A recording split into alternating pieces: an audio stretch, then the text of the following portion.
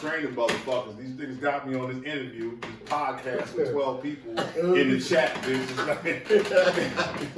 What's going on, people? It's another episode of What's on My Brain. I'm your host, AC Slater. What it do is your boy, comedian Wats. And we got my uncle.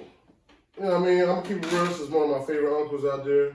You know, I only got two. Another family affair, huh? About to say that. You got a whole lot of shit to choose from. I mean, but...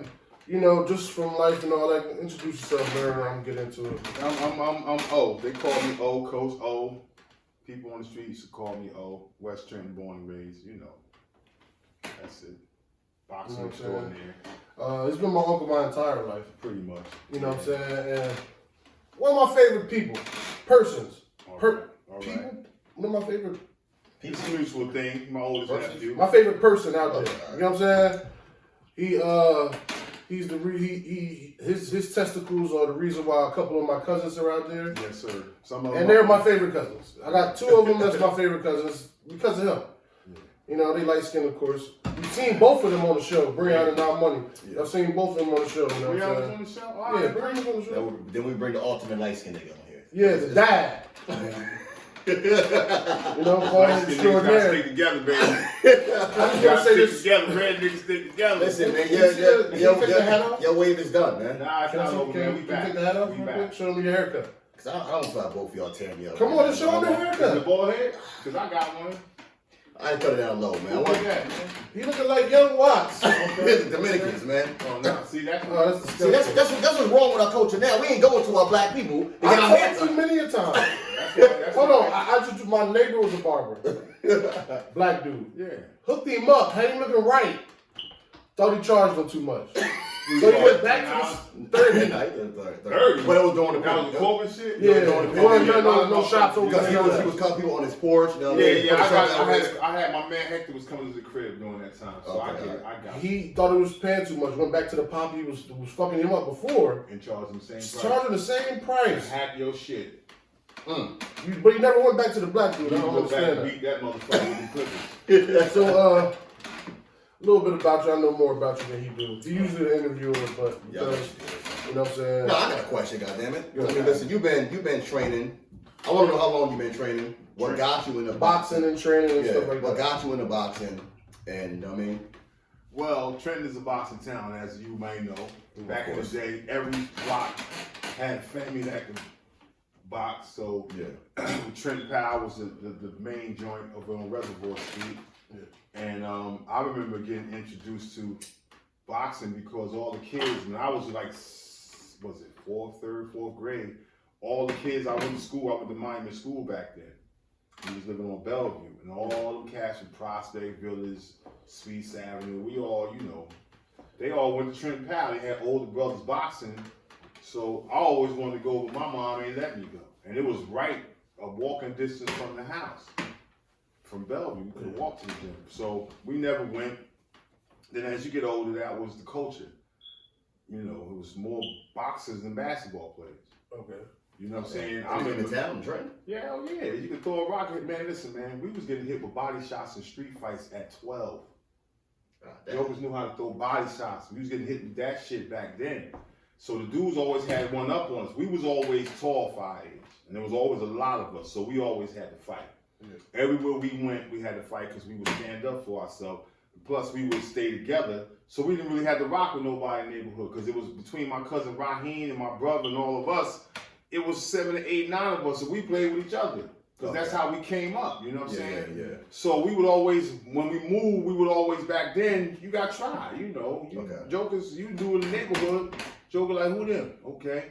You had to fight. You know, it was just like who them? Like yeah, because that's just how it was. But, you know, we took, you know, we used to have to fight. So a lot of dudes had advantages because they had older brothers that box, so they come from families that box. So I said, when I get my chance, I'm going to learn this shit they know. You know what I'm saying? And I think when I got about 15, I went to the gym. Now Powell was not on Reservoir.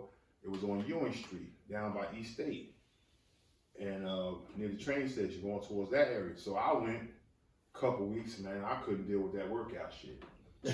I was sore for like 6 months after that. So I left. A couple of cats in my class stayed. So then a couple years passed. they opened up the Gauss, and I started going in, and that's when I stayed in. And that was like the late 80s. Okay. So I stayed then. But all my boys, the dudes I used to run with, they all boxed. So we was, even when I wasn't boxing, I was around boxers. And like 90% of the dudes I was around was boxers because they all, you know, I met one, you meet them all. Yeah. So we ran Sean Brown, shout out to him, Keith Feliciano, Terry Singletary, Ozzie Ingram, Anthony Carrier, or Anthony Richards now. You had a whole bunch, Terry Singletary, Cecil Bain, Carl Moore, all them dudes, them was, you know, I probably forgot Tyrone Tolliver. Those were my dudes, so I learned how to box through them, but we came after them, me and Born Truth. Rest in peace, Born Truth, that was my guy. So we came together, me and him. My man Hook, y'all see him on Stuyvesant, he ain't the guy he was, but 25 years ago, he would have neatly whipped your ass. And in a humble manner, beat the brakes off you nicely. But, you know, yeah, I done seen him give me, I seen him knock two motherfuckers out at the same time. You said nicely though. I've seen that. Respectfully though. Oh yeah, Not to break your story, but I've seen that. I've seen that. Me and my boy, this was young days, I'm gonna say this. But Trent High, we used to, on Fridays, stand in front of the store right there by Trent High, where Prince is now, across the street from Prince. Yeah. It's still a corner store. Yeah. And pick somebody to knock out.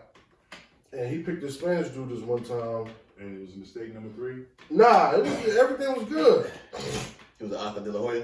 No, he knocked him out, but helped him pick up his books and the stuff he brought out the store. Oh, yeah. Like chips fell out of his bag, he gave him back. Like, here, man, you got your stuff, make sure you got everything. I just want to see if I can just knock you out real quick. Yeah, well, you had dudes like that. Even back when we was coming. My bad, I didn't really mean to do that. I just want to see. Nah, motherfuckers did knock that you though. Back when I came up, it was a lot of families with fighters, man. I seen some classics, bitch. Alright, you gotta be the dummy to walk in a group of niggas at a corner store. You gotta know to walk in the street because you're gonna get tried.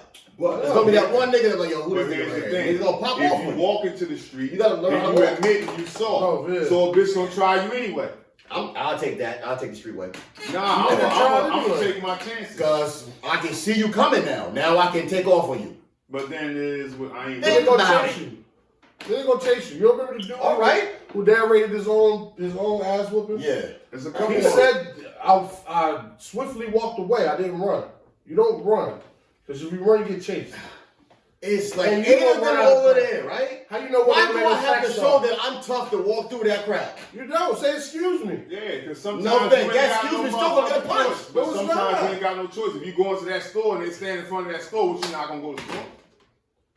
Sometimes you just had to eat certain things. You've been out South Trent. Let me Now give you an it- example. You've been out South Trent. You see the Spanish people walking in the street. You don't feel no type of way about that?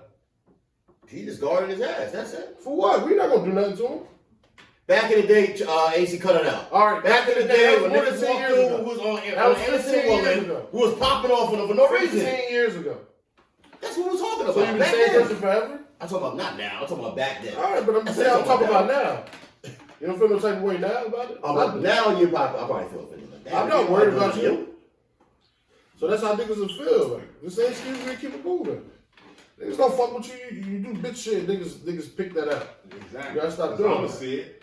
Stand up, be This yourself. nigga more, he's on the street for. Now I feel Yeah, offended what the because fuck? Now you want to now pop I off feel on you. offended. Now, Like, why is this motherfucker walking the street?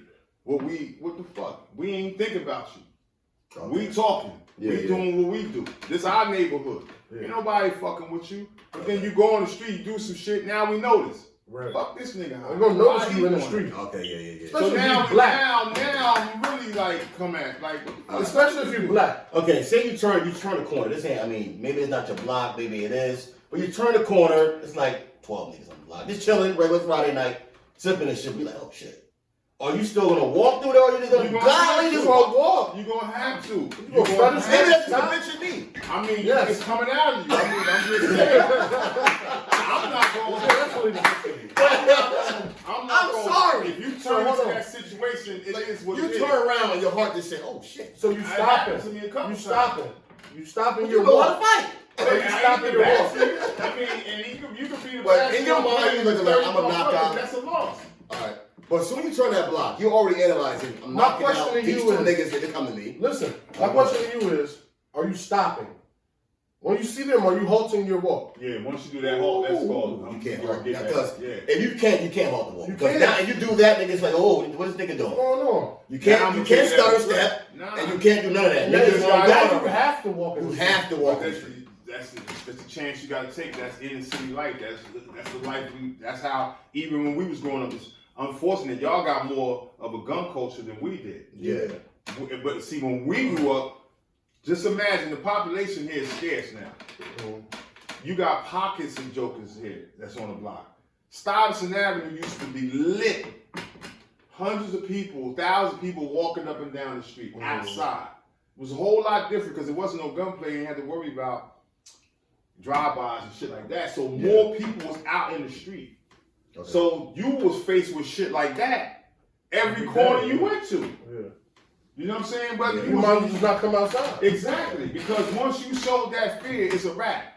Now, once you brought up in that environment, you're not going to be scared to walk the streets, to walk that block, or turn this corner. See, I was brought up in that environment, so I understand. That's what I'm saying. When I was a younger guy, I'm 33, so when I was younger, like 12, 13, we were still fighting. When we was like 17, 18, we were still fighting. Yeah, we were still I don't think the guns came. It was there. It was there, but it wasn't like everybody. They were still jumping motherfuckers though. You still got jumped. You still get jumped now. Oh yeah, they like jump. I ain't know they still fought now. Oh yeah, they still fight. The young boys are killing. It's just if you lose that, if they lose that fight, they coming back. Then ain't no fight no more. That's what I'm saying. There's no fight. It's like, what's the point? But let's get back on topic very quick. Yeah, so I started boxing. Yeah, I was going to ask you, not to cut you off. Like, do you ever thought about just going pro or professional? I did in the beginning. I did, and the better I got, and I had my foot in the street.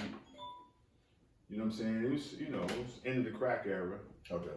So we still had our feet in the street, and we working. We got kids now, and that dream was like, I'm gonna be the next Sugar Ray and all them was. But as I got better, life came into play. But I couldn't play basketball. Baseball wasn't no bros coming to watch a bitch play baseball. So the only way I knew how to stay in shape was to keep going to the gym. Okay. So I became more of like a gym rat and spawn and shit. I had a couple amateur fights, but I ain't really. Okay. I was good enough to turn pro because I was fucking pros up. Spawn. I'm about to tell you what I thought. One of the things I thought of was, I'm like, because he asked me that. He's like, why you going to turn pro? I'm like, honestly, it could be a number of reasons, but the funniest thing that comes to my mind is I'm too pretty to be punched in the face every night. No, that wasn't one thing. I seen some prettier niggas that could whoop your ass. I ain't saying that you was going to lose. No, I ain't know. It's not that. It's just that ain't had nothing I'll to tell do you with something. A secret. I would try a lot of people. If your hands was like licensed? No, I'm talking about now in my physical form. I could fight. I was never trained or nothing like that, but when I met your dad, you know what I mean? Your pop, man, we fought. Yeah. We fought. You told me he lost that fight. Who? You. I didn't lose. No, I said he lost that fight. Oh, he lost that. Yeah. He whipped your daddy's ass. No, but that's family. You can't be mad. That's family. I know how good he is. That was before boxing, though. This was like. But there's something natural about it. Yeah, but can you explain that story? Well, I'm sorry. It was one. For my father. Nah, but his poppy came like this. Yeah, they that was one of them. Okay, oh, like me and you fight. We gonna still be cool. We met when we. That's how we met. Of course, I'm never fighting. This is the thing. This is how we met. Cause see, he was coming from Brooklyn. Okay. He was in Willingboro at the time. This is when Willingboro was 80% white. Okay. This is the mid 80s, 84, something like that. Okay, before what it is. Before what you know now. This was like you and our dad bitch, and you had 90% of the class is white. There's 6 black people. So we was out there. My man Malik, rest in peace, Malik from Dolly Holmes was out there. Chris, the dad, was out there, and my man Ernie, he lived there. So he's from there. So it was a few of us, Ace, AC, Adrian, and Dace. We was all we ended up getting cool. But I met your dad. We was leaving school one day. I hated that fucking school. I hated being up there. I only stayed up there for like 9 months to a year. No. I got the fuck up out of there. I ain't never, it was the weirdest Wasn't shit for you? ever. No, man. We wasn't around white people like that. Right. You know what I'm saying? It was just, I get what my mom and pop was trying to do. Yeah. Put us in a better position. They got more for their money. They got a nicer house. We had a way nicer house. It was the ideal situation if the shit was in Ewing. Right. You know what I'm saying? Yeah. I would have been Closer, good. Yeah. If it was Ewing, but we way the fuck out there. You ain't had Howard. 295. You ain't had 295 back then. Mm. Go to Camden, that wasn't there. Shit. So Nah. which we had to get back to You train. used to have to go to fucking Bristol, go through PA Oh. to 13, and then hit the Burlington Bristol Bridge in Bristol. Oh dang. There wasn't no 295. In fact, that 129 with McDonald's and shit that wasn't there. Mm. Oh shit. That tunnel that you go under to get out of Trenton, that wasn't there. I remember that. That wasn't I there. remember before the tunnel. Oh shit. Yeah, so you talking about back then. So we out there and somehow we got into something walking home. He looked at me funny. We was on some old wild shit. 'Cause back then they was in that Philly shit down there. The blacks that was down there, they mainly came from Philly, so they copied Philly shit, that box fade, and they was wearing patent leather Adidas and leather pants and button ups and shit. We was up there with British walkers and some valleys and shit like boys that. and men's niggas. Well, that was they Philly. See, back then, what you gotta understand, back then, every area, every city, every town, every state had their own style. You knew a Jersey nigga, you knew a New York nigga, you knew a Brooklyn, a Harlem nigga, you knew a Philly dude. Philly had their own style. So that's more South Jersey. So they was more into the Philly because more Philly people. That's close. So we coming from up here, we was going to the city. I'm wearing, this is the post sheepskin era and shit like that. We getting out of sheepskins, moving to the triple fat gooses and all that shit. So we in between that, but we still rocking valleys and shit like that, and Wallies and all that. But they wasn't wearing that kind of shit. Now his dad knew about the shit because he was from Brooklyn. That's what we copied. I said from more like New York style. Yeah, half the town was copying Philly, half the town was copying New York. That's how it's always been here. Yeah, it still is. Always been. been. It still is. I always like New York because Me too. I mean, like New York style. I'm cool with Philly. I got a lot of solid dudes in Philly. I rocks with Philly. I don't like boxing this shit. I mean, you can't tell the difference now. Everybody dressed the fucking same now. So, basically. You can't tell a Harlem nigga from a Cali nigga. You the fuck unless they all. I think you probably still tell a Cali nigga. Almost. Kinda. Like it's not. It's all like even the music. Even the music back then, Philly had their music. Right. New York had their music, DC had their music, Maryland had their music, and so on and so on. So when you rolled down south from Trenton to Virginia, you caught the radio and they played, everybody had a different style of music. So you caught all them stations in between. They was partial to records in uptown, in the city, that Philly didn't play. Philly played shit that they didn't play up there. And so on and so on. So you had that, everybody, it was different. It was a lot better than. Now everything is just, everybody clumped into one ball. Yeah, you can't tell the difference no more. It's no creativity. It's no. I would have never knew that Roddy Ricch was from Cali. That shocked me. Yeah, see, that's my point. He has more like a down sound. Who's he sound like a Philly nigga? No. Shit, I ain't know Meek Mills was from Philly. The way he sound. Nah, They no. Well, But now see, I I know. followed him from I don't young. follow we follow Dirty him. Brains Meek. I was a fan. We're there for the flamers. So back to that. So we get there. Somehow me and him get into it. We fought right in front of the school. Of course, I was victorious. I mean, I ain't smoke him. But it was a landslide though. No, I wasn't a landslide. He got a little couple joints in, but I was the far superior man at the time. He wasn't no chump. Shout out my dad, man. Yeah. But that's my Dad, dad, like though, a G. because You know what let I me mean? tell you something. As the story progressed, his dad was a money-getting motherfucker. Yeah. And his uncle, Randy, was a gun-busting ass motherfucking Brooklyn drag. Who Crazy. I spent so many stories about my uncle. plenty of summer weekends Yeah, and weeks he got that in bread. Brooklyn. Yeah, he always said, Y'all nigga the I fucking lived in song Florida. got me pop popping. When I lived in Florida, my dad used to go to my uncle's house on the weekends. And I mean, this big mansion type house in this gated community. You had to leave out of there I gotta see to go this, to man. the store. I ain't seen him in a year. It's 2 miles to get out of the fucking community before you get to a store. I'm about to say, a nigga like that don't got no social media. Nah, I need to see. I want to see. I rode his Harley Davidson bike. That was my first time riding a bike. Let me finish my story. No, I got one more question for you. Well, No, go ahead. Okay. But what I'm saying is, after that, we got cool. Then I left. I came back to Trenton and went to Trenton High. Next thing you know, his mom, which is my sister, and his dad is with his girlfriend now. How the fuck this happened? But you know what? This. But like this nigga. Here's the thing.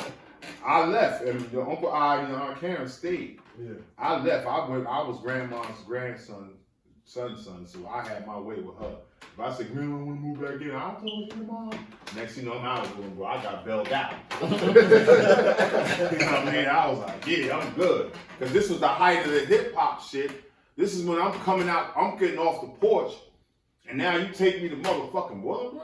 Oh, no, man. I'm just starting to be able to move to the. I'm going to the city. Get my ballads and all this shit, and you take me to fucking that shit? No. So I'm sorry, Crackerville. What? Yeah. I mean, you couldn't find people for miles and shit. Yeah, the fuck is this? And then weed use. That's when I was weed smoking. It was just like that shit. They had you by the sticks. We used to have to come here and get weed. We would put chains. Our cousin Sonya had this old motherfucking car. Her mom gave her. And back then, gas was like $35. No, it was like 25 cents, 35 cents a gallon. Cigarettes back It's then. $1 in Puerto Rico. But here's the thing. Back then, cigarettes was like 50 cents. Okay. A pack? Yeah. That nigga's 60 cents, 70 cents. Yo, you live. I'm You gonna think lie. people be lying when they say 50 cents to get you a You talking lot? about your era had to be the best, bro. Your era was the most getting money. You know what I But mean? what y'all era got over our era, Like, God which damn. is better, is that what y'all got here, what we doing now, we didn't have that. Yeah, it's more techy. Yeah, but y'all can find out about people faster. True, The yeah. thing was legendary. It was rumored. If you didn't go, you got on the phone and called your cousin in Atlanta. Yo, and then he told you what was going on in Atlanta. You know what I'm never saying? know what's going on. Nah, y'all got access to people. So in that was, but we watched all this shit develop. We went from no cable to having 6 channels and TV going off at 12 o'clock at night. When I lived around here, I lived on this block. Man, over. Summertime, you in the house like this. Well, we was outside. We had more fun, but we didn't have what y'all had. It was, I mean, it would be raining, man. We had phone booths to sit in while it was raining till it stopped raining because we ain't had no umbrella. That was back then. There was good money and it was money. That's what I was talking about. It Y'all wasn't had an era of like. what y'all kingpin is now was the average dude. That's what I'm talking about. But we didn't do the right shit with the money. That's the thing. We see y'all more educated now. No, hold on. Niggas still ain't doing the right stuff with their Well, money. because of stupidity. Some of them, yeah. See, we wasn't because we didn't do it because nobody told us. We didn't have the motherfuckers in front of us saying, listen, you getting that quick money, you need to invest in this, that, and the third. We ain't had that. Old niggas ain't want to fuck with us. They kind of dissed us. Like, I'm sitting here talking with y'all, they wouldn't do that. See, now, if I'm on the block, I'm going to tell a young dude, I'm like, yo, listen, man, this ain't going to last forever. I'm going to put game, give him game like, listen, it's about longevity. You see what I'm saying? I can't tell you what to do, not to do it, but if you're going to do it, look 20 years ahead. See, y'all generation don't look that way. Y'all don't look past next week. Right. Most motherfuckers walking around here now, they already put a cap on, I ain't going to make it past 25. What the fuck you going to say that for? I never Bitch, you ain't never, you start living. We didn't think like that, but we didn't also have that. So that's where we messed up at. You know what I'm saying? So that's why I see cats going a certain paths. I pull them to the side. Listen, man, because you know you still got some little cornball ass niggas my age still trying to run around the streets, still trying to be young. They corny. You know what I'm saying? So like you letting these motherfuckers, you guide these motherfuckers to shoot and kill each other. I can see the generation now, young boys, they really don't have like OGs and shit to talk to or anybody like giving them guidance. So they're basically just raising themselves. Because the OGs that's out there is still trying to be young niggas. True. They dying. Or they OGs dead. Well, nah, old They're like, doing right now. The OG is probably like 25, so they're like, Real. you know what I mean? They Like, probably was 30. you know what I mean? Like, and that's because, like I was talking earlier, a lot of the motherfuckers who know better moved away. Ooh. oh yeah. So right. you ain't see when we grew up, it was people in front of us. Even though they didn't school us to a lot of shit, we still seen it. Yeah. I still seen black all styles was black on. I saw that. Yeah. Coming up as a kid, it was all black on. Our baseball coaches and basketball coaches came and got a motherfucker. See, motherfuckers gave back. They did that. When I was in Little League, opening day, we had a parade. In our uniforms, we walked the whole West State to the baseball field. Every team in our uniforms, cleats and all, every team by team, and the coaches, and we walked. And it's holes. Everybody came out and clapped as we walked down the street. And that was opening day. We played baseball. We don't have that shit no more. Yeah, man, that shit is horrible. That's what I be trying to say though sometimes. People don't understand the little things. They're not paying attention. Because to them, I do. I look at it. you don't though, because of some of the feelings that you expressed on this podcast. We ain't gonna talk about everyone. Okay. What I'm saying is, I be trying to tell people that you gotta look at the bigger picture. This might seem small. Or they portraying us as crackheads in movies, or they portraying us as only drug dealers. How far in between it is successful black families being shown being successful. That's by design. It's by design to show us that we not shit. As much as woke as most people is, or some people say they are, a lot of people really not. No. Not You know what I'm for real, saying? for real. Yeah, See, that's I the agree. image they giving motherfuckers. So when the world look at black folks, they Look first thing down. comes to mind negative. But I that's gave an example. I worked with an Indian dude. When his family, his mom and dad first moved over here, other Indians told him to be scared of black people. And the whites tell them that. And the They government tell moved next to a black man. them. The best person they never know. Changed their whole view of black people. Yeah, but that's what most of But this them. has been painted for a very long time, though. See, They even have white people painted in blackface, running and raping. But see, a lot of that is our fault. You know, in movies, But like, yo, black people are fucking But scary a lot of monsters, us the is- demons. A Like, lot of us is doing it voluntarily. Mm. We going in there like the chicks. They best talent most of the time. Bad business twerking. Mm-hmm. All on brand. Follow me privately. Like we kind of do it to ourselves too. Yeah. But it's right now. It's a movement going on because I don't want to shout out this clown's fucking page because I don't want him motherfuckers start checking on him. But a lot of people fucking with him. He a culture vulture. okay. He was just the minister. Now everybody cold know that, who I'm talking about. Yeah. Stop fucking with these motherfuckers. They're getting rich off of our culture. See, I remember, I'm gonna tell you like this here. Hip hop style in the Bronx, it moved this way. So we was one of the first to receive it, Jersey. We in the middle. We received it for a lot of motherfuckers received it. So we can go back. I remember when hip hop was our subculture. When hip hop, early 80s, because when we got it, when I was old enough to recognize and see, it was early 80s. 81, 80, 82. Now we like, oh shit, now we listen, you know, it's coming up. Before that, and like when it came, like my first listen to her rap record was 79. Mm. There's two rap records, Fatback Man and Sugar Hill Gang. But you only heard it once a day. We saw the late night radio stations where you had it was HBI, WNWK, I believe. It was out of Jersey, but it was the Zulu Nation had it, Supreme Team had it, so they played the underground, they played the hip hop. Then Marley Marl and Mr. Magic and Red Alert and all them Chuck Chill Out and got their radio stations and Lady B in Philly at the same time, so you start hearing rap at night. Then we watched that shit evolve from being our subculture where we used to be going to school between the 5% lingo and the hip hop lingo. Older motherfuckers ain't know what we was talking about. It was our own little subculture. If you want to know how my teenage years was, how it looked, how it was, look at the movie Wild Style. Wild Style. That's how it was. That's how. Beat Street and all that shit, that was commercial, that was later. Wild Style was the first hip hop movie. That can give you an idea. That can give you an idea how shit was. That's how it was. All right. Me and Swat do something, and I feel like we should do it right now. Y'all ain't gonna jump me on that. No. Like and subscribe. Like and subscribe right now. Hit that like button. Thumbs up. Yeah, I gave you a half hour, but we about to start the show. What's that ultimate light skin? That was light skin, huh?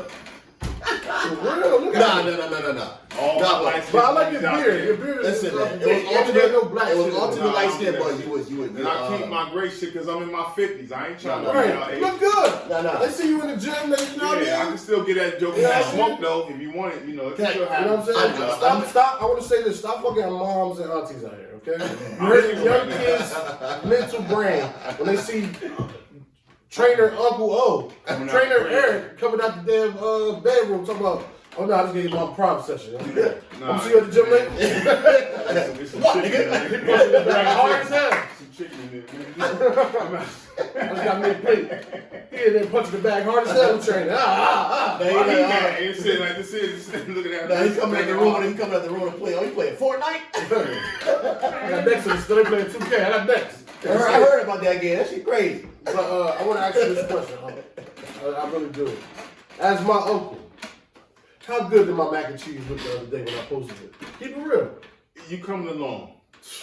You coming along. That's my second time. It's coming. Okay, if that's It's your second. honest? If that's your second little, I get that. Cause see, macaroni and cheese ain't for everybody. I could do it. Everybody can't make macaroni and cheese and potato salad. I done had motherfuckers like, my macaroni and cheese is shit. But I'm not saying that. No. This is my second time making it, and it looked so good. How it fucking tastes. It tastes good too. I had whiskey over You it. sure? I got a little bit in there. But you gotta listen. We'll believe. What you Okay. need, Give me a little- I'm give me gonna a tell you little a secret about the noodles. I ain't gonna tell you over the phone. I mean, over this here airway. Nah, I you don't cook want them to all the way. Nah, I ain't got nothing to do with that. We're talking You about cook this. them all the way, but it's what I do to my noodles that give my macaroni and cheese more flavor than the average motherfucker. Oh, we'll talk Like, you about think about that. it's 1,000 ways to cook. But I just macaroni cooked and cheese though. I just cooked some motherfucking blueberry cornbread last Sunday. Cornbread. Blueberry, baby. Fresh That shit is blueberries, amazing. bro. With some butter Fresh on it. blueberries, baby. No, Yes, fresh? A vegan corn muffin mix. Put the fresh blueberries in it. Yo, you know it's a cornbread that's good on the low though? What? But you gotta get it toasted and butter on it. It's that Dunkin' Donuts. I don't fuck with Dunkin' Donuts. Yeah, I don't eat nothing out of Dunkin' Donuts. I Why don't not? even get their coffee. What you start yours like a Starbucks guy? No, if I you get gotta coffee, know buy what you Starbucks, put in your but body, Dunkin' Donuts man. is garbage, man. Bro, it's a muffin. Bro, it's a I don't corn even- muffin. Nah, Yo, you get that nah. corn muffin from Dunkin' You know how Donuts. many preservatives and Get that- additives they have in that? They keep it fresh. You think you just came in The today? type of nigga that said preservatives to me and fucking, what else you just said? Additives? Additives? Yeah. And go get Popeyes. I don't eat Popeyes like that. Don't say that bullshit to When the me. last time I had Popeyes? Prince?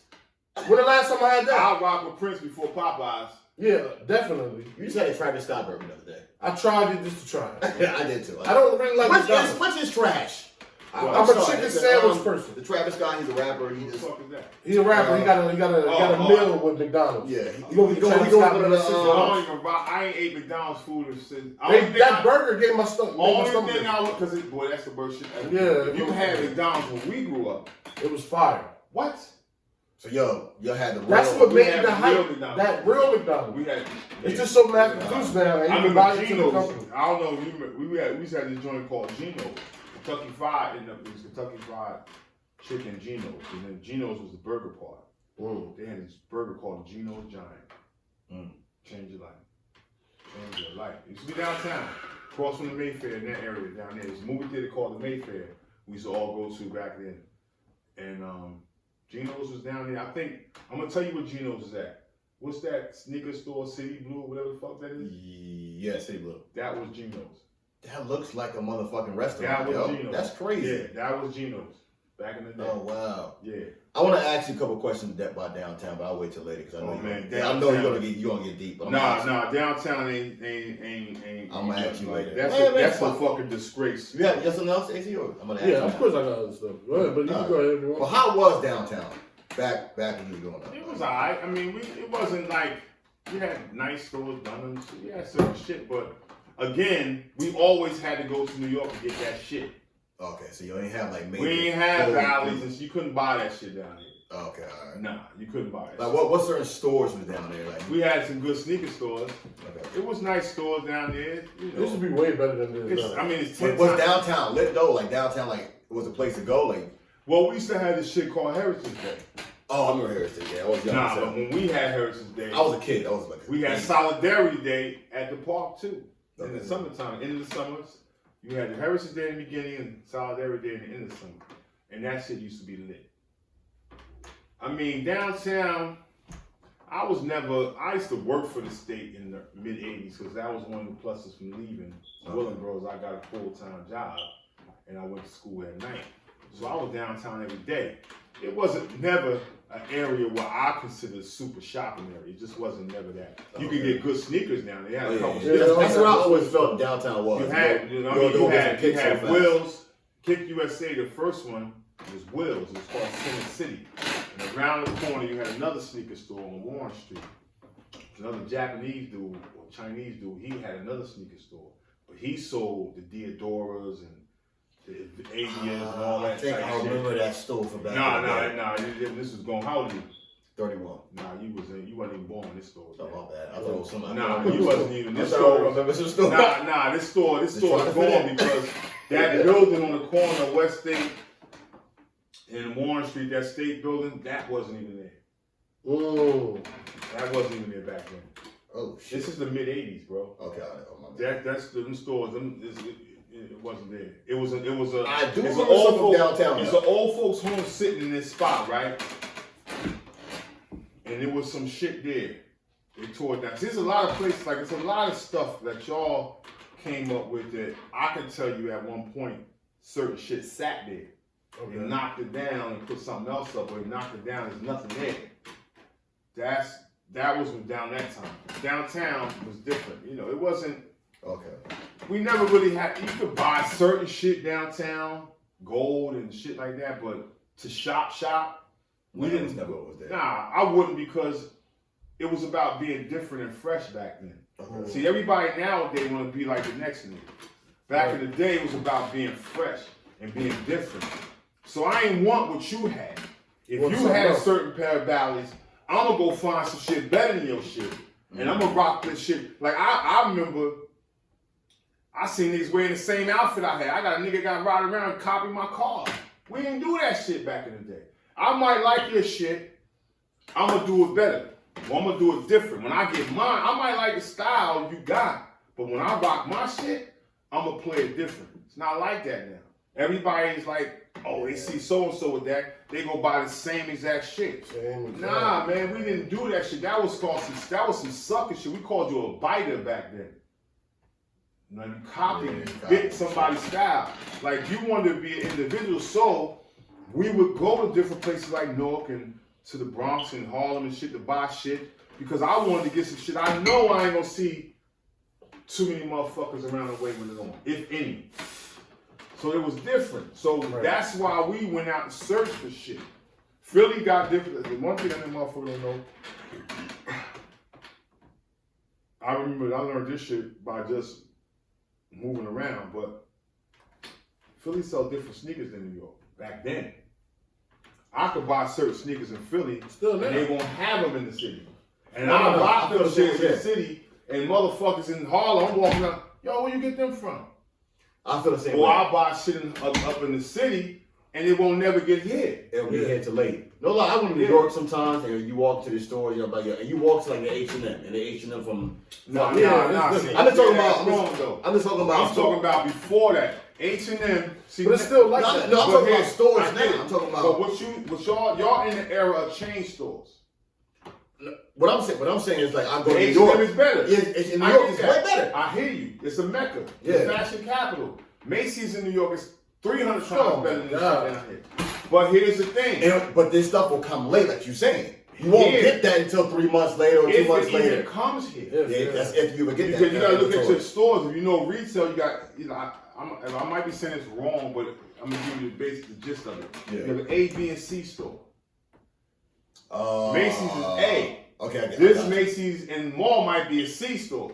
So you won't get every. Okay, I get you saying. You might get business casual shit. Yeah, you won't get all the high end. You know what I'm saying? Shit. Yeah, the other one. You gotta be careful where you shopping at. You gotta understand the region you went where you at. Jersey, this part of Jersey is a business casual area. Okay, now I know it. Okay, Look now at the clothes. You're breaking it down. So you gotta understand that. So this is how I was a shopper, bro. I would find Benetton shit. Back in the day, we was rocking Coca-Cola, Benetton, all that shit. Yeah. All the so-called fly motherfuckers down here wasn't getting the shit I was getting. Cause see, the thing about it was, I started fucking with people up in the city. They go get shit, they might get whatever their illegal shit, and they close, and they come back and post up on the Safe Street, Stuyvesant, Downey Homes, whatever. I go up there, get that shit, come back, go put the shit on, and then go back to the city and fuck with niggas up there. Like I used to hang with his uncle and his dad in Brooklyn. I knew about Marcy Projects, Tompkins Projects, before Big Daddy Kane came out. He was from Marcy. When I got off the subway, it was a double G train back then. You should catch a double G to Myrtle and Willoughby to get to Tompkins. And you would be by Marcy Projects. I used to walk past, every time I used to go stay with his uncle, which had me, he did some bugged out shit. That's what I'm saying. His uncle was real. I've been in the car, we geeked up. We geeked up. He busting out the car. I'm like, what the fuck is this nigga doing? That's the shit I was doing at 18, 19. But these so-called cool niggas down here wouldn't do, they couldn't hang where we was at. I was smoking weed in Marcy Projects with his uncle's boys and his dad boys. I'm sitting, and then when I met Jay and a few other people, when they came, when the cats from the city started coming down here. Which Jay we talking about? Jay-Z. He used to be in Trenton. He lived in Trenton for 5 years. How I met DeHaven first through this chick Melanie. Melanie used to go on my man Ty, so me and Melanie was still cool. She started, her, we went towards the streets. Ty became square, super square. So I don't know. It is what it is. But so she started fucking with him. Breonna lived out East Trenton on Sherman Avenue. I would see her out there with him. She introduced me to him. We get cool. You from Marcy? I know Marcy. I've been in Tompkins and then, but one thing to another. Oh, you know my neighborhood. We got cool. Now, I mean, I wasn't with them day to day, but whenever I went to see my sons, if they was out there, we fuck with each other. So I'm saying, now I know Jay more than Jay would remember me because Jay-Z's a billionaire. If you flip it, Jay-Z would remember me more than I would remember him if I was the billionaire. Right. Wow. You understand? That's crazy. But that's how it is. That's crazy, man. Like, yo, I'm really loving this pod today, man. So that's the thing. So we used to go all back to that fashion shit. See, once I learned how to move around the city, once I know how to go uptown, downtown, crosstown, I knew the difference between Queens, the Bronx, what trains to go hit. It was a wrap. So you was. I would find a shit. I was going places the so-called cool niggas here who was supposed to be the niggas wasn't going. They don't know. They don't know. Cause see, now I'm rocking with motherfuckers in the city. You was in Dapper Dan? I ain't never bought none of that shit. That was shit. I never bought that shit. I know what Dapper Flat. It was on 125th. I knew that. That was easy. Harlem was easy. 125th Street is a mecca. Everybody go there. Yeah, that's nothing. It's not hard. Now let's move around to Harlem and you go beyond 125th and you ride around with dreads and shit and you were all up in the back streets like these niggas ain't doing it. See, I had a lot of friends up there. I got cool with a lot of niggas and I would go stay up there. And you gotta think, New York niggas ain't going to Harlem. They ain't got to. They ain't got to. They know other spots that's more. Well, here's the thing. Brooklyn is bigger than Philly. The fuck, this got niggas in Brooklyn ain't never leaving. You ain't gotta go to Harlem. Fuck, you need to go to Harlem for it. You got Brooklyn is the size of Philly, if not bigger. I think Brooklyn is I like New York though, but I don't know because of Joel's or the Dipset, but I just feel like I love Harlem swag. Well, that's my favorite part of Harlem. That's my favorite part. Because, you know what I mean? I just thought this swag was different though. Well, I felt more comfortable in Harlem, but I got more friends in Brooklyn. That's the weird shit. If I had to live in the city, it would be Harlem. Yeah, I just feel like I would go more towards their fashion for me. The dudes that I rock with is all Brooklyn dudes. And it's always been that since the 80s. Even now, I work in the city for the last 23, 24 years. And the motherfuckers I was the coolest with is Brooklyn motherfuckers. But I don't fuck with Brooklyn like I did in the 80s. I'd rather hang in Harlem. Okay, all right. I used to go to Bronx. The gentrified Harlem or the... Oh, no, I'm fucking now. That shit, I don't even really fuck with the city that tough now because of what my life, though. I got other shit going on that take precedent. And like 20 something years ago, I wasn't involved in boxing. So when I got off work, I could fuck around the city and do shit. And then back then, it wasn't gentrified commercial. Like now, you don't have the mom and pops no more. I remember West 8th Street was a shoe mecca. Damn. Now you go down there, the fuck this shit. You know what I'm saying? It's like certain areas. Juice and juice bars. And exactly. Like you got certain stores and like I knew where to find certain shit. When I wanted a particular thing, I knew where to go. It's Soho, NoHo, Harlem, Queens. If I went to fucking Coliseum in Jamaica, whatever. Downtown Brooklyn. You see what I'm saying? If I want to do some certain shit, I go to Harlem, I go to the Bronx, I go to... It's just certain little pockets I knew where to go to get specific shit. So that made you was shopping in New York, right? 99% of the shit I got. So you was coming back to the town and fucking niggas' heads up. Cause niggas ask you, bro, where the fuck you get those from? But I was never a flamboyant... Oh, but this nigga that was around. The cats that around me always was like, damn, where you get them from? They knew. Yeah. But I was never the gaudy, loud type of nigga. Oh, yeah, okay. All right. Like, I ain't had to be like the center of attention. Yeah. I killed you in a subtle manner. Okay. You look up, if you knew what it was, you was like, damn, that nigga, he got that. Yeah. A lot of niggas, but believe it or not, as cool as certain niggas appear to be here, they wasn't really that cool once you... See, when I was coming up, I looked, man, them jokers over here, they doing it like this, they doing it like that. And then once I got around, I'm like, these niggas lame as shit. Like, they don't even leave their block. Right. But they got the respect of the town because the particular area they live in. Niggas like, oh, them niggas cool. And then you get around like this here. Damn, these niggas is ducks. Like, for real, like... I'm doing more than these motherfuckers doing. Like, they sitting back with the reputation of being, but I'm actually there. But I'm not the only one because there's a whole lot of other dudes that was moving around the same way. They got the reputation for it, face value, but we was the ones that was really in there, in the clubs, if you ever see this old school video, it's called "The Bridge Is Over." It was in live at Union Square. We were in there that night. Yeah, at the club, live at Union Square. You'll hear the legendary hip hop club, Union Square. Google this shit. So you was in it that night. In there. Video. I remember dancing next to rappers. I remember sitting there watching motherfuckers split razors and split the polo gooses. Brooklyn ruled that shit. They terrorized them clubs downtown. It was 17th and Broadway. That's like... And I can also say you came from a money-making area and a scary-ass motherfucking time. But they would get your ass. I remember taking a motherfucker to the city. We going to the hip-hop club, and this motherfucker straight out of motherfucking Paisley Park, Prince, leather pants, button up. I'm like, bro, he gonna die in that club. Like, bro, you can't take this nigga in there, man. We Coca-Cola, Oscars, Benetton out. This nigga, Polo, he going this bitch looking like a Prince reject. I'm like, son, is he was coming like Carl Banks, or he was coming like the Fresh Prince of Bel-Air? Man, he came like the fresh motherfucking, I don't know what the fuck he came with, but it did not last 10 minutes in that motherfucker before he got.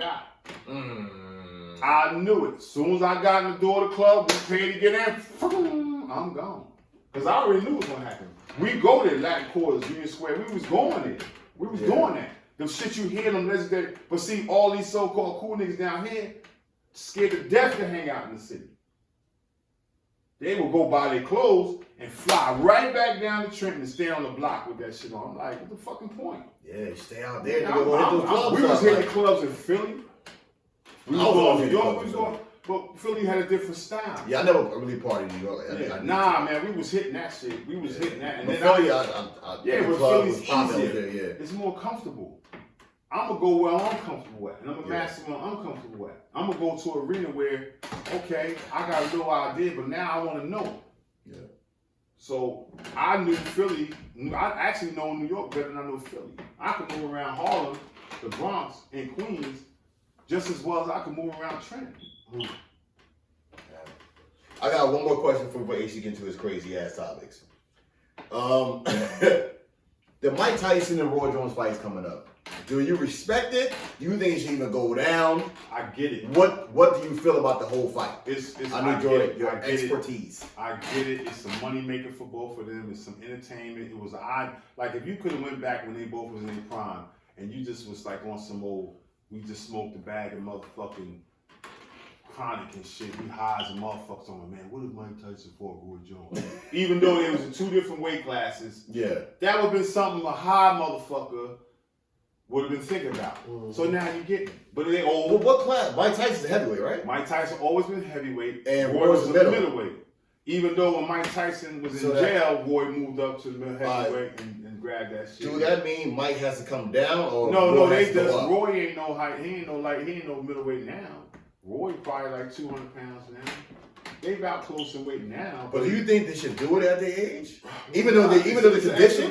It's an exhibition. With headgear and shit, right? Nah, it's an exhibition, not headgear, but it's not a real fight. But it's a moneymaker. Okay. So I get it. These motherfuckers, I get it. But they're saying going to charity. They're still getting some bread off the top. You out your mind. They ain't doing that shit. But this on charity? Percentage of it's going to charity. Yeah, but I said how much motherfucking millions that shit gonna make? You know how many people, like I said, if that I smoked weed, numbers. I would have smoked a half a motherfucking acre of weed to watch that shit. Mike Tyson alone is bringing the views. And so is Roy. Yeah, Roy too. Roy okay, no disrespect to Roy. Yeah, well, Roy ain't as popular as Mike. That's what I'm saying. Yeah, Mike is going. His name is cemented like Ali. You can go across the globe and name Tyson and Mike Tyson and all that shit. They love Mike. Mike's just a different dude. Roy is a good dude too. But I feel that happened in some boxing besides Floyd. I feel like when you just start winning, you just get to the point where, like, man, I don't care anymore about this shit. That's what I feel like happened to Mike. Mike was fucking up before you realized he was fucking up. It's just that you don't have social media now. Yeah. You didn't have social media back then. Mike wasn't no motherfucking fake news. You ain't had that shit. Not bloggers. We talking about the people that the Inquirer that put out fake shit. Well, they had that shit, but we didn't get access like y'all got access to motherfuckers then. But Mike Tyson was fucking up back then. Mike Tyson was doing fuck shit then. Mike Tyson with women and all kind of shit. It wasn't. You heard he was still whooping a nigga's ass. Yeah, but he was a young dude. But when I said get away with a lot of shit, when you get to the point where like I just keep winning, it gets boring. Well, you get comfortable because now you got money you didn't have. You lose that hunger because now you sitting on. It's like this here. You go from $1,000 and and then next thing you know you making a $10 million, $15 million. Now you can fly helicopters and you can do shit you couldn't do before. That changed anything. That doesn't change anything. Right now, as humble as certain people are, money changes everybody on the fucking planet. Do money really change you, or do it turn you into who you already was? It can change you because here's how it could. In some cases, that's the case. Yeah. But it can change you because what it does is it opens the door for shit you couldn't do. So it's going to change you. Whether the change is a negative or extreme, that's the difference. It might change me, but it might change him for the worse. Because you know what I'm saying? But it gives you access now. Tell me if you have the ability to get in the fucking car right now, go to a private airport, get in your private jet and fly to Vegas, have some motherfucker dinner and fly the fuck back. That wouldn't change you. That would change shit out of me. Exactly. Yeah. Now, would you be an asshole? Or to be honest, I'll be an asshole. I wouldn't. I'll be an asshole. I wouldn't because not like a fucked up asshole. But I'll be an asshole. Yeah, but money going to change everybody because now it puts you in a different position of power. Yeah. So, well, like I said, it's dependent on the person it could change some for the better or some for the worse. Right. Yeah. I agree with that. You know what I mean? So like people, money ain't gonna change me. Stop lying, motherfucker. If bitch dropped $100 million in your pocket right now, Yeah, and you could do some coming out shit of you me. ain't I'm sorry, I got one more, please. No. There's one more, I man. got something to say. Y'all fucking up. What time is it? Yeah, we good. We got. Because this Friday night, and I worked overnight last night. All right, what? This is my last question. This make it short. All right. Mike Tyson won. He won that fight against Buster Douglas. Yeah, Buster got the benefit of a. Because think about it. They counted to 10. He got a benefit of a long count. I mean, there ain't no secret. Everybody knows that shit. Okay. Man. You said obvious stuff. That's your question. I'm sorry, but I just wanted to just get his opinion on it. No, it's the sorry. same. I get it. People We're talking boxing here. I can get real deep about boxing with him, but I'm not. Yeah, you don't have to. But to your question. We're talking about boxing. I want to box your ass right now. You don't want to do that. As a boxer, right? Yeah. How does it feel to have a son that can't fight? Normal. Yeah. Because Listen, Michael Jordan's son's getting bald. Exactly. It's just what it is. They trash. But my grandson might be the killer. Sometimes the way boxing go, it could go from one generation to the next, or it could skip a generation. Mm. So my sons might not be the fighters, but my grandsons might take up the mantle. Sometimes you fight, your dad might be good, but the son might be great. Sometimes the dad might be great, but the son might be good, and the grandson might not be shit. Sometimes the grandfather was great, good. The son ain't shit. The great grandson is super great. Right. It's just how it go. I mean, I taught my oldest son, Breon, Davon, Nigel, how to defend themselves. The younger ones, Israel and them, and I ain't really teaching them because it was in a different time. It was moving in a different era. It was more of a digital era, so they didn't have to experience certain shit like Breon and did, or Breon and y'all was like a little tail end of what we had. Yeah. So it wasn't really necessary. I mean, I got the gym now, so little motherfuckers want to know how to fight, they can learn now. They ain't never too late. You know what I'm saying? So I bring my son to your gym. how old is he? 12. Oh, he old enough. That's All right, I wanted to say some news. There's a couple things I looked up, in my research that I want to share with y'all. Off top, Jackson State, the college football team, they staff. I'm about to break it down here. All black? The head coach is Deion Sanders. Yeah, that just The happened. wide receiver coach is Terrell Owens. Yeah, they Wow. The D-line coach is Warren Sapp. But they all, but you know who did that? That's they great. hired I'm sorry. Deion Sanders. That's Say who that did again. What school is this? Jackson State. It just is Wow. HBCU. It's an HBCU. Listen, Deion Sanders is did the head that. coach. Terrell Owens, but here's the thing. one of the greatest receivers ever. Terrell Owens is great. But Deion Sanders did that. Yeah, of course. And that's why you gotta take your And hat off. Warren on him. Sapp. Yo, I take my D-line. hat off. Take off that hat off for the College home. needs this.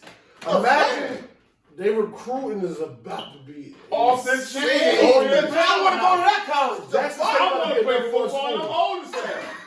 Nigga, put me What? on water boy. That's The head crazy. coach is one of the But best now two-way players. but here's the thing: is he Wow. going to? Do he have the right motherfuckers about it? Because you're a great player, don't make you a great coach. But it's three great I know, but players listen, that probably can work but together. But they probably can. But we The don't only- know. the only 'Cause I prima learned donna that might through be boxing. Terrell. I learned that. That's through But I boxing. think he learned his lesson. Please, because egos get crazy.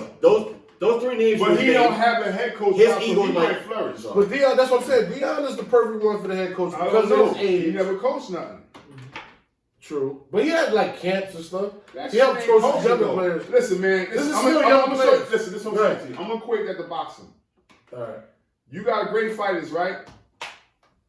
You're a fighter, and they can say, throw that jab, do this, do that. And that can work for you.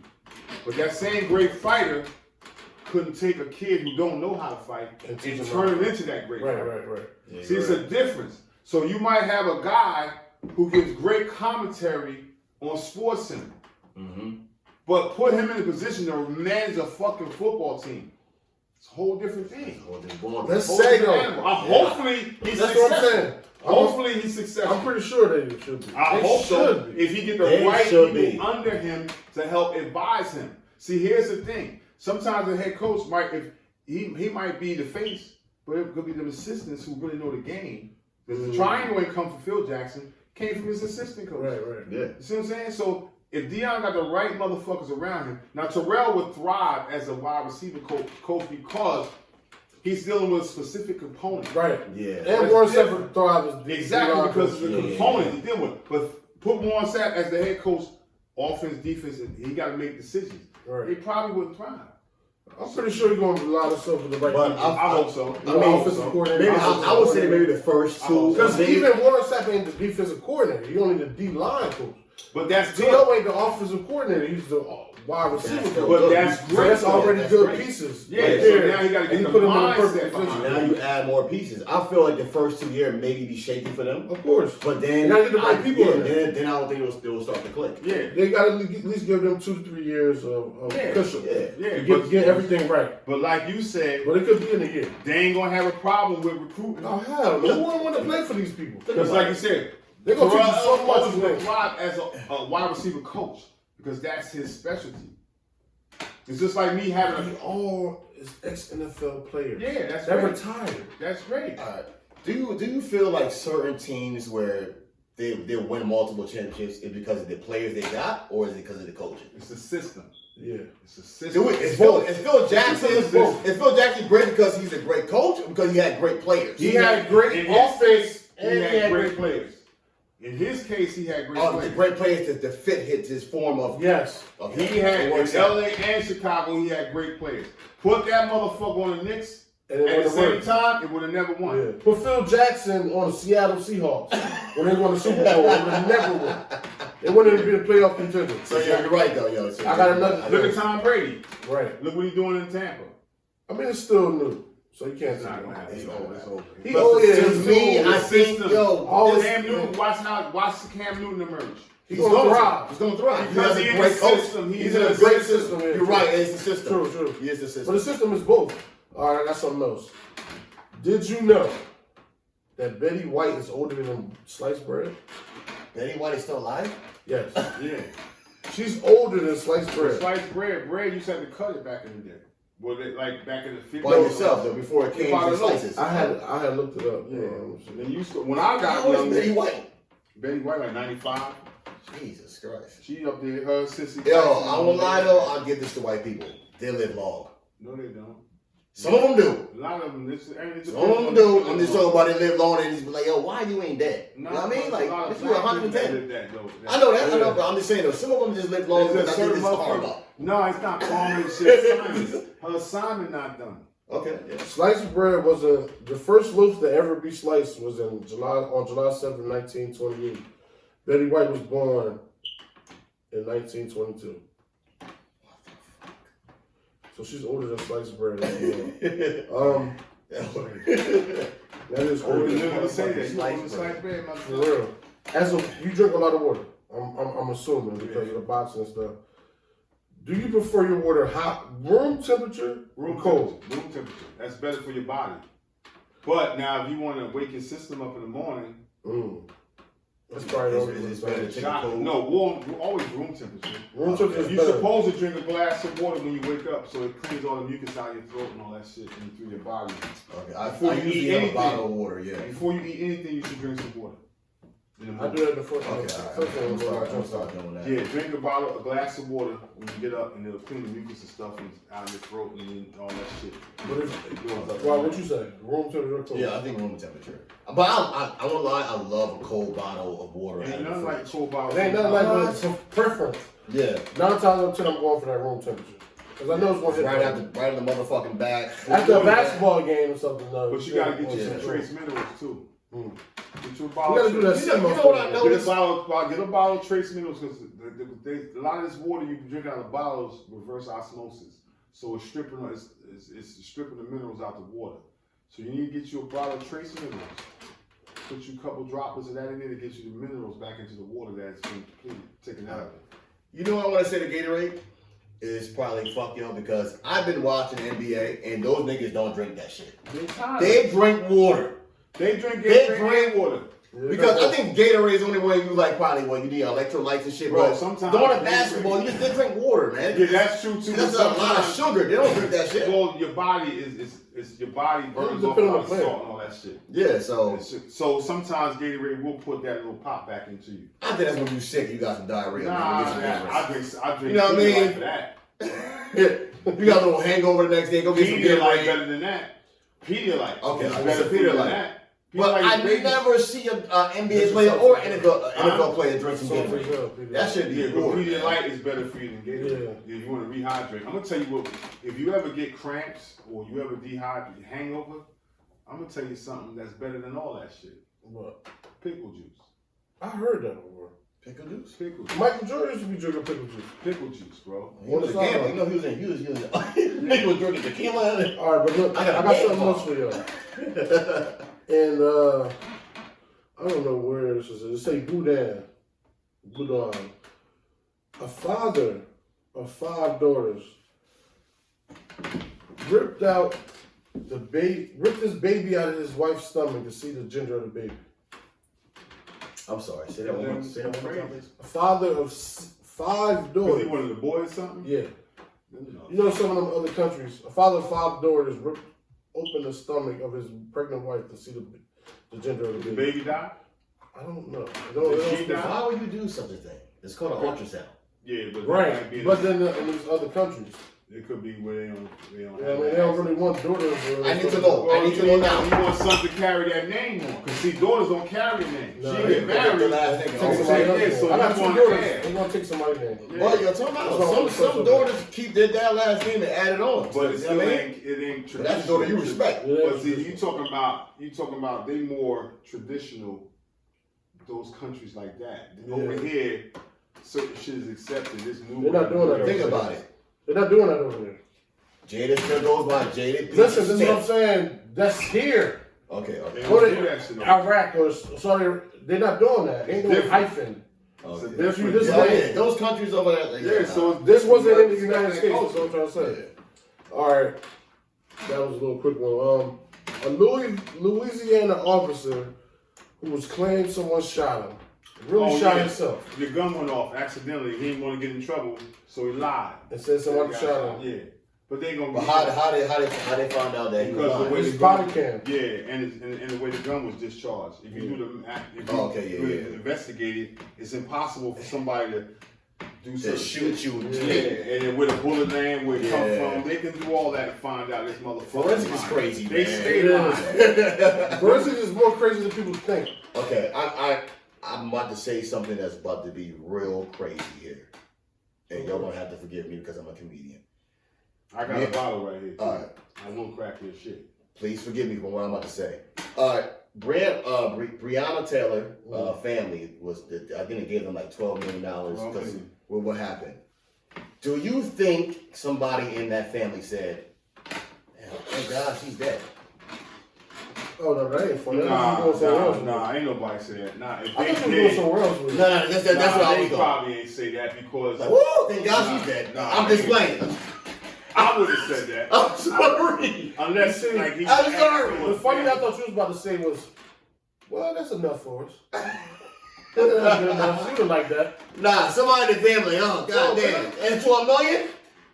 That's good enough. But that's still fucked up though, and we just found out only one RP to her, and we found out only one officer was charged for like some other shit. He ain't get shot. He ain't get charged for the shooting into the building. He got charged. They said the officer got charged for the bullets that he discharged. Yeah, that he discharged. But see, this is our fault because we can infiltrate that industry just like they do and stop this shit. See, we can't complain about the police if don't nobody want to be the police. You know what I'm saying? If we had, if 80%, if you're in a black neighborhood and 80% of the police force is black, then we wouldn't have these motherfuckers. Right. But see, y'all joined the wrong gangs. Mm-hmm. The gang y'all should have motherfucking infiltrated was the police. See, that's real power. But at the time though, niggas wasn't thinking about becoming cops. Niggas ain't thinking about becoming cops now because we don't think. See, in order to win, we have to get in certain industries. We gotta get in these places to speak the language so we can make it work for us. every other ethnic group, they in all these different medicine, science. But yeah, true. All this shit because how you gonna protect your people and grow as a people if you don't have nobody there to represent you and speak the language? But this thing about how America was built though. Fuck that. I'm just thinking about it. I know it was built by others, but I'm talking about how the cops and the firefighters, that was given to the Italians, to the Irish. Bro, the black people wasn't given nothing. It doesn't matter though. We was better off then. We had our own. We was better off then. We didn't need big segregation. No, because they fucked our community up. You just said. But see, I get it. I can show you a whole bunch of towns that got bombed. Black Wall Street is the most famous, but it was millions of places. There was a whole bunch of places like that. But we can get that back. But in a matter of 5 years, bro. But like you were saying though, how it was in the 80s though. It was black-owned stores, right? Yeah. And what happened? Crack came in and fucked our city up. Where crack came from though? I did because the white people brought that shit in. Well, they brought it over, but we voluntarily sold it out of selfish greed. Yeah. We didn't have to sell it. You see what I'm saying? Everything is a choice, bro. Sorry. The system. Listen, the system was never designed for us. We still consider 3/5 of a man right now. You see what I'm saying? But look at us. All 400 years of slavery, Jim Crow, all this dumb shit, and look where we at. We still fucking here. All the shit and our culture is still fucking influence, and it's so still once we wake up collectively, see. Individually ain't shit. We gotta wake up as a group and get on code. We're not on code. We're not together. We can change this shit around. It's not tough. It's so not tough. I said trust. Oh, trust it. It's easy. I told him this. If black people united, it should be crazy. Everybody will follow us. It ain't gonna just be black people. It'll be Hispanics, Asians. Everybody stop. Everybody stop. And I'm just talking about this cultural. Everything. Even white people wouldn't go to work for us. But here's the thing. Your whitest kid is doing what that black kid is doing. Here's the thing. I don't particularly care about that. They can have their culture. They can be cool. I don't have no culture. I don't despise other groups. Spanish got their culture. Yeah. But they don't have, white people have no culture. They got something. They got their culture, that European stuff. That's not them. That's not over here. That's the reason why they bring them over here. Well, they came over here. It was different reasons why they came over here. Money. Yeah. But they go everywhere. They just. Yeah. That's the reason why they ran over here from them to make themselves a certain thing. Now the United States is its own thing away from Europe. No, it's not. So it's really not. It's still ties. But what I'm saying is that's why they try to come over here. That's not the story. That's the story they give you. That ain't the ultimate. You gotta do a little bit more study, but that ain't it. I don't want to go all into that because that'll get deep. We can go for hours and I'll be mad as hell. All I'm saying is, one thing you need to do is you need to buy your history books. What I do is I buy minimum 2 books a month. Sometimes, last time I bought books was 2 weeks ago, and I bought about 10 of them. Whether I read them right now or not, I don't. I just have this. We need to get this information for it's no longer there. With that computer, with that phone, they can distort and change that information. You have to get the information. First thing we gotta find out, we gotta understand who we are. I don't give a fuck if you're Christian, Muslim, 5%, whatever. We got one common threat globally. Jamaican, whatever. We got one common threat, and it's for our extinction. Yeah. So we can either get on point and get on code and unify. I don't give a fuck if me and you argue all day long. We gotta be on code and be together when it comes to certain issues, when it comes to us. And we can go back to whatever we're doing separately, individually after that. But everybody else is on code, but black folks. You do something to a Spanish dude, Spanish people on code. They ain't playing that shit. Oh, no, Poppy. Everybody in the neighborhood, they not rocking with you. Yeah. White people the same way. Jewish people, everybody. We the only ones ain't on code. But, you know what I'm saying? It's just so fucked up how our culture is, man. But I love us, but it's like can't beat being black, bro. Hell no, I love us. I love being black. I had to come back again. I would come back as a black man. But I just like this us sticking together. I just wish that was just more. You know what I mean? But it was a 1,000-year plan in the making, and it's just been working. But it's 6,000 years. Yeah, I got something else. Did you know the inventor of chocolate chip cookies sold the idea to Nestle's Toll House in return for a lifetime supply of chocolate. That's crazy. You know what I'm saying? Another one real quick. Did you know that Apple's iPad's Retina display is actually manufactured by Samsung? Wow. I told people, and Samsung's stronger than Apple, bro. Globally. Everybody's talking about Samsung. Samsung is a much stronger company globally. But Apple's just more popular. Yeah. To the younger generation. No, just worldwide. No, just over here in America. No, everybody has that. Everybody has fucking Samsung. That too, though. Don't get it twisted. But you're saying over here in America, you see everybody with Apple. Apple, I think Apple's a good company. You It's must a good have an company. Apple No, phone. I don't. I have a Droid. So how dare you even speak? But I'm Apple, just speaking facts because it's you're in facts. disgrace. I'm like disappointed in you, nephew. No, because it's facts. It's Apple, fire. Apple is not. They're not worth billions of dollars because of nothing. You know what I mean? Samsung It's is worth billions. it. Apple is fire. Who has What do you think more is this exclusive? Samsung. Apple dominated the market on If they exclusive. making shit for, if Samsung making shit for Apple, Listen to me. Samsung doesn't have Samsung TV. Apple has Apple TV. They have tablets. They have fucking Mac computers. They have the iPhones that everybody runs to the stores for each and every fucking month. They dominate the fucking game, and they're a part of it. They're better. You know what I mean? But I fuck with Droid though. But I'm going to leave pretty soon. Sorry, bro. All right, I don't own none of that shit. I ain't got no stock in that shit. J.K. Rowling. They wrote the books. Yeah, the Harry Potter She's a books. billionaire. She's the first person to ever become a billionaire by writing books. She beat Stephen King. She beat Stephen King? Yeah.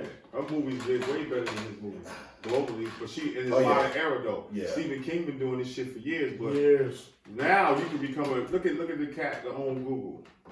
I mean, I'm not Google. I'm sorry, Amazon.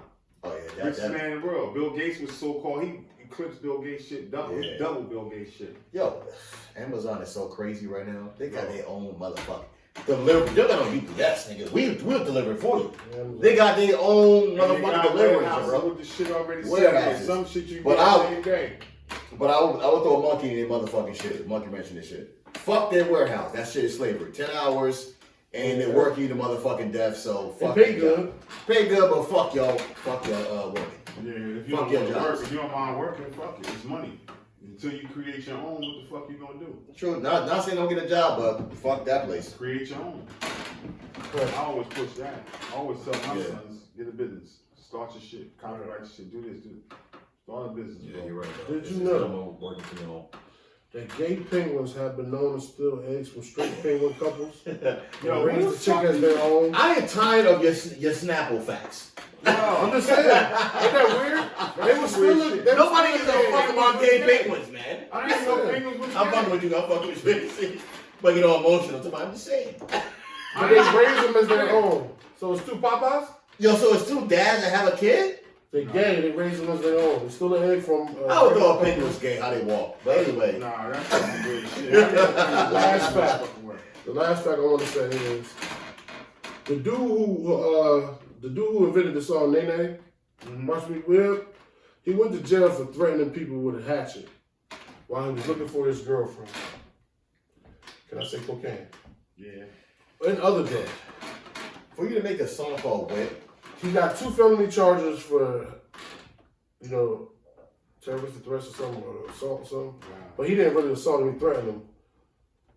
Skipped out on he bailed out, skipped out, then go to the court date. Now he has a $105,000 warrant. oh, say that one more time. $105,000 warrant for his arrest. Niggas going to jail.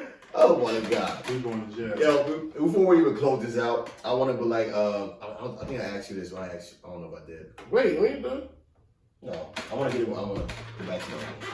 All right, We got 8 minutes, homie. Yeah. So, what got you opening the gym? What got you like this? I want to get back and start training. Well, I got bored in life, and I went back to what I know. So I went back to Boss and Boss, start helping out at the gym. So I watch people operate. I'm always the type of dude who always want my own shit. I don't like to be dictated to and controlled, and I respect the Goss family because I learned a lot from Barry Goss. So I said, man, I want my own gym. I watched how he ran his shit. I watched how Muggsy and all the other gym owners ran their stuff, and I said, man, I can do it a little differently, a little better. You know what I'm saying? I want my own. I'm just the type of dude who want my own shit. Yeah. So I helped out. I stayed there for a few years, and the opportunity what happened was the Boys Club no longer wanted the boxing gym in the building, so they ended up putting him out, and he ended up going to a place that was already a gym with some other guys in it, and I didn't feel comfortable going there, and my core guys didn't want to go there, so we was like, fuck that, we ain't going in there. So I went on moving around. My man Jay Sababu had a little garage, he had a little speed bag, a bag in there. So I had my little 4 or 5 core guys, we would go over there. Then we started going to this joint out in Landerville and shit, and then my sister, his mom, turned me on to this girl who had a school.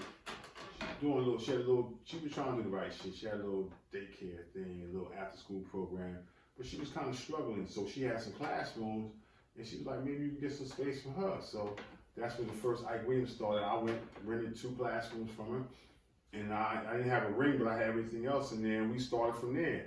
And I stayed there for a couple of years. Then we went to Hudson. I ended up renting a building, and now I can put my ring up, and I had that. I stayed there for 3 years. Now I'm in another building. I've been there for 3 years. It's a bigger building, even bigger. Same brother, progress. Yeah, you want to elevate. But the same brother, Jason Bob, back when we was in the garage, he said, yo, I'm going to get you a building. You know, people think his gym, my gym is his gym. It's my gym, but it's out of his building. Yeah. Okay. He stood by his word. He was only one of the few motherfuckers who actually did what he said he was going to do. He said, I'm going to get you a building. Because he watched me, he watched how we do. He rocked with us. And he said, I'm going to get you a building. And he got me, he bought a building. And he said, bro, you can have this upstairs for your gym. Wow. You know what I'm saying? Yeah. And he's only about the only solid, real, it's a few out there, but he wanted a few. You know what I'm saying? He wanted a few. And he did what he said he was going to do. So Ike Williams is I rented the building from him. Yeah. And like he's still down with his fan. He got keys. He can go in and do, he got access to it like anything. That's fan. He always rock. He always rock with it. So it is what it is. But so I always wanted my own because I always visioned how I wanted my fighters. And then when you in other people's buildings under their leadership, you have to conform. And I'm a non-conformist, and I know how I want to do shit. And they know how they want to do shit. So in order to be me, I had to get my own. Yeah. You see what I'm saying? So that's all that is. It wasn't nothing, no animosity with anybody in the town or any other gym. I just knew how I envisioned fighters and how I wanted to train them and how I wanted my thing to go, how I want to operate. And that's why I did and went out and got Ike Williams. And I named it Ike Williams because he's the only world champion that ever lived in Trenton. That's from Trenton. Trenton never had a world champion before. He's the only one. Oh, wow. Only world champion. I'm like, this dude should have had a gym in his name. I'm sorry, say it one more time. Ike Williams. Right. Only Trenton boxer to ever hold a world title. He didn't hold it for 5 minutes. He had this shit for 10 years. He fought around the same time Sugar Ray Robinson and all them motherfuckers Jacob LaMotta fought. He was legendary and known like them. If you look at the lightweight division, he's probably in the top 5 still of all time. Oh, wow. That's crazy. And he got the longest combination in history. This bitch he punched nonstop. He was hitting this motherfucker nonstop for like a minute. It's on film. You can Google it you can go on YouTube and find Ike Williams. Yeah, so he was pound for pound one of the top 5 or 6 lightweights of all time. And that's going from back then till now. Oh. And that's all. I want to build my own legacy. Because I was doubted a lot. I understand that too, because that's why. So do you have like one gym open right now, or are you trying to open up some more? No, I don't want no change. See, boxing, I'm a pure boxing trainer. I'm into competition boxing. I'm not into making money. Okay. My gym don't make money. We barely cover the cost of keeping it open because no trainer in my gym get paid. Everybody volunteer and do the shit. all the 90% of the, like 80% of the equipment I bought out of my pocket. But my cousin Joe. Where's your gym and where can it be located? Because it's 11 New Jersey Avenue out in Villa Park. Okay, all right. It's right behind the post office on Hamilton. This podcast is going to make it, and I'm going to invest into that gym. And you better, because if you don't, and you got. No, I'm definitely going to invest into that gym because I think kids nowadays to get into that. You know what I mean? I think boxing myself strength. And boxing do more than that. Man. No, but this about this growing you up and being a man and like, you know what I mean, defending yourself and like. I don't need a gun all the time. I know some shit just in case a nigga try to try. Now that brings a question to my mind. As a boxer, like somebody that knows how to fight pretty good, don't you think the odds of them fighting is very low? Me fighting? Like on the street fighting? Because you just we don't. I try to tell them to avoid the shit because they'll smoke these jokers, man. These guys will kill them. So I tell them stay out of conflicts. But most of this, see, here's the thing. Most of the kids that's in the gym, with the exception of a small percentage, maybe out of 100%, 70% of the kids come from dual parent homes and they come from good families. You got your kids that's come from a single parent home, and then you got some kids that just fall victim to the streets. But it's not like everybody thinks. So I had a certain demographic of people who will say, well, that's nice what you're doing for the inner youth. That's so great. I'm like, Mom, no, don't be surprised. Their mom and pops are right there, involved in that shit. See, black people get this, black men in particular, it's always, we get this rap that we abandon our kids. That's straight bullshit. Yeah. We more involved in our kids than most motherfucking other demographic fathers. Right. You know what I mean? Black fathers at the gyms with their sons. That's who bringing them 90% of the time. I mean, you got the occasional single mom. I don't want my son to be around a bunch of girls. I don't want to be no punk. I got you. You got that. That happened when I was growing up. That's always been like that. Yeah. But it's not as bad as people make it seem. And you know what I mean? Fathers, black dudes, black men are in their children's lives more than people think. So there's 3 of us right here. That's us right here. And at my gym, I'm cool with the fathers, and especially but there are some scumbags. Oh, that's in every culture though. Yeah. That's in every race. We gotta stop. We gotta stop. Yeah, we gotta stop that. We gotta stop pointing at us all the time like we the only ones doing black on black crime. There's no such thing as white on white crime. Yeah. You kill what's in your demographic. Right. And it's more them than us, and their murder rate is way higher. But everything is always black on black shit. So we gotta get out of that shit. It's the way they promote it. But we help promote it when we say that shit. Yeah. Oh, black folks gotta do better. Yeah, but how? We doing the same thing everybody else doing. Right. Focus on some of the good shit we do. Who do you think is getting killed in Chinatown?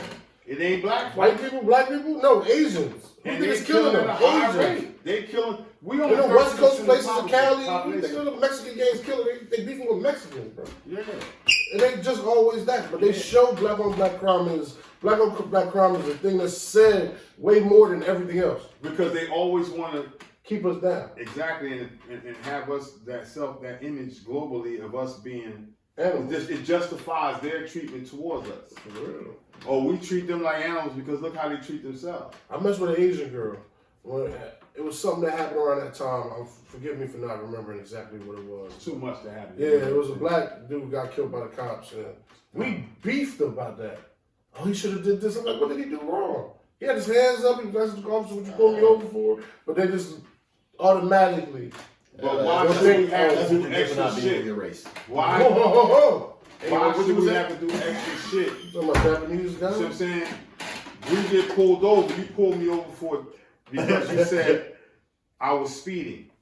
Why do you need to search my car? Why do I have to be submissive and I can't speak and act like a man that I am?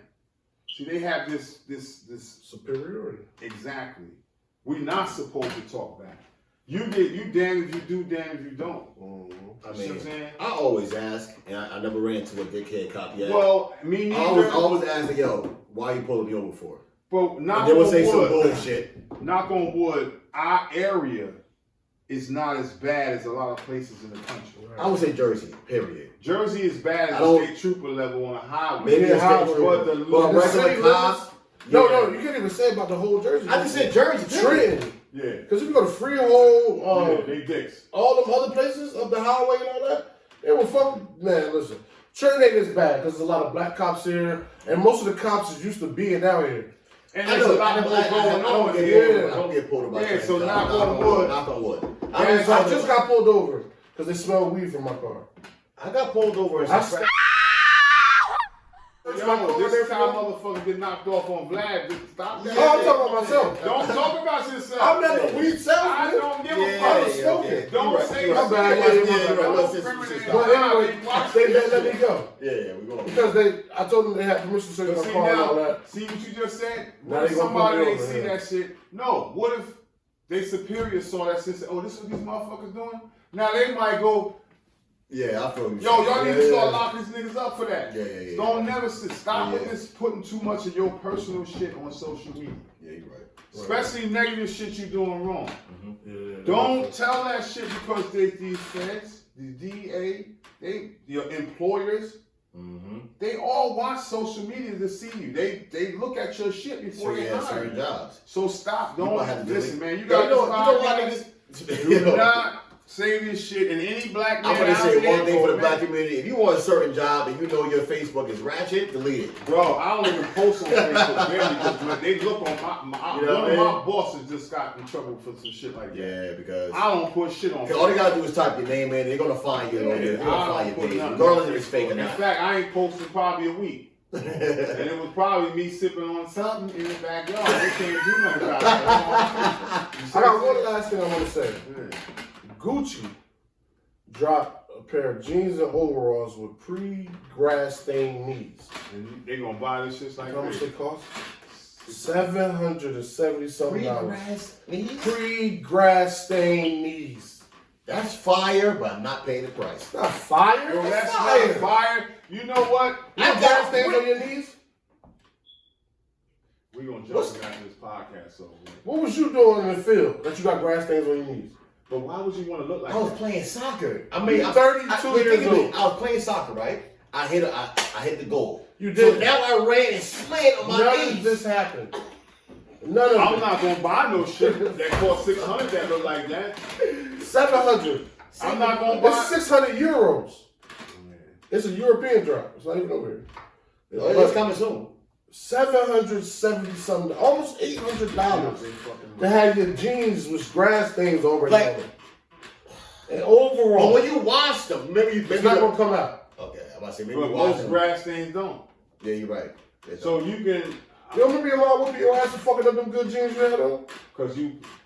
I remember coming She home told from you- school. You got your ass toe out the frame. You ain't and changed had your them on clothes. your knees. What? And you got your school jeans on, and you got grass stains on.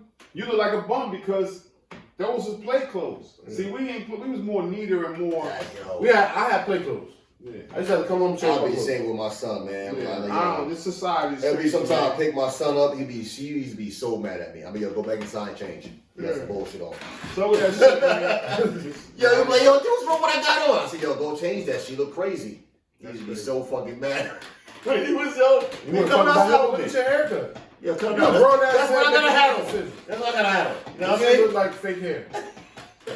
It don't even look I hate the good. clips in your hair, but that's another story. Hey, I got my hair done at least. This looks good. You gotta have a hat on.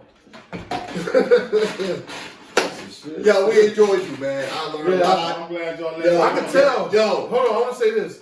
This is the most questions that SWAT ever had. Yo, I'm talking to Even OG. with female guests. Son, I'm talking to OG, bro. I'm learning, and he's talking He like dug real in shit. his bag. I appreciate I that. never taught. My questions like came my out the pleasure, blue from man. heaven.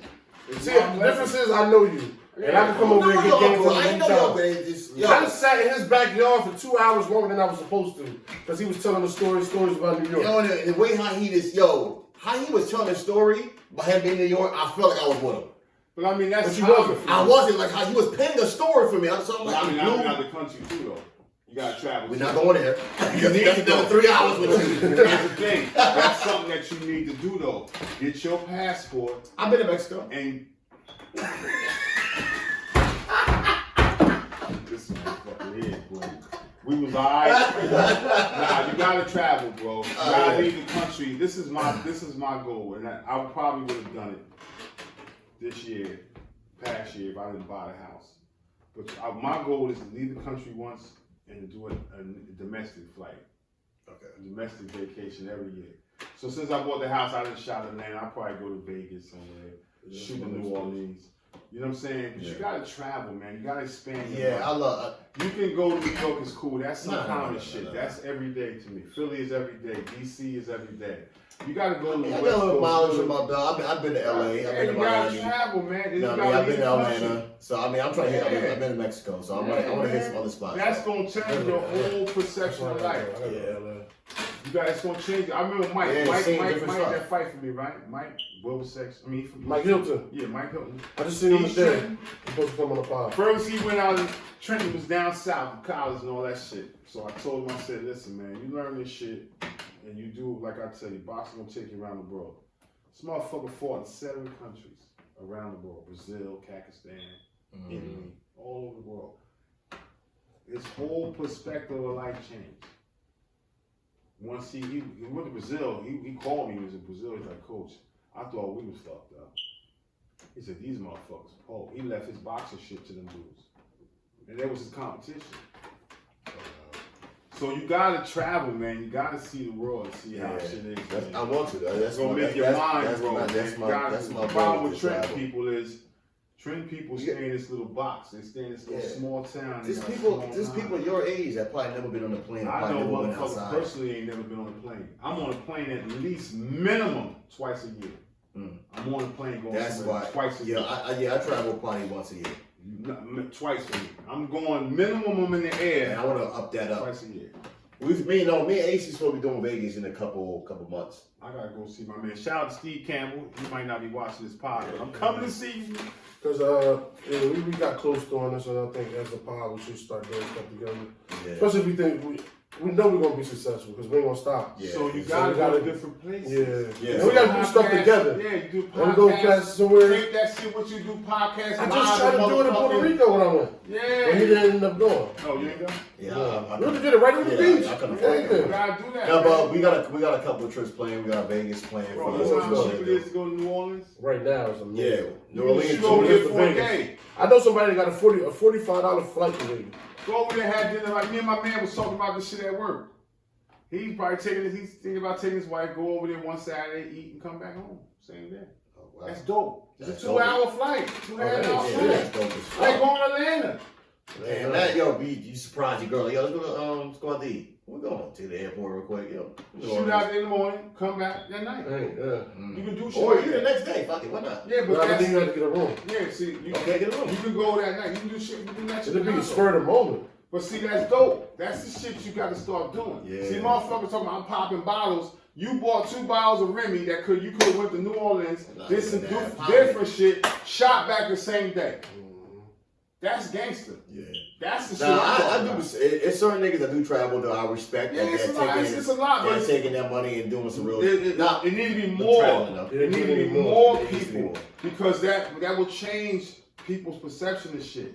You gotta show people different for them to see. Exactly. They ain't gonna want different. If I'm coming, for the last 30 years, I come out, I go to work downtown, I come back home, I go to Hermitage, I come back home, I go to Cowboys Park. If this is all the fuck I'm doing, how are you gonna grow? And that shit is sometimes it comes sickening to me. When I start feeling like I'm doing the same fucking thing, it's like ew. But some people get comfortable because I hate it. You just gotta see more. You want to do more, you gotta see more. Yeah. Right. I like to go, and I don't gave me some ideas. I ain't gonna lie. I don't need it. I just came back from Atlanta.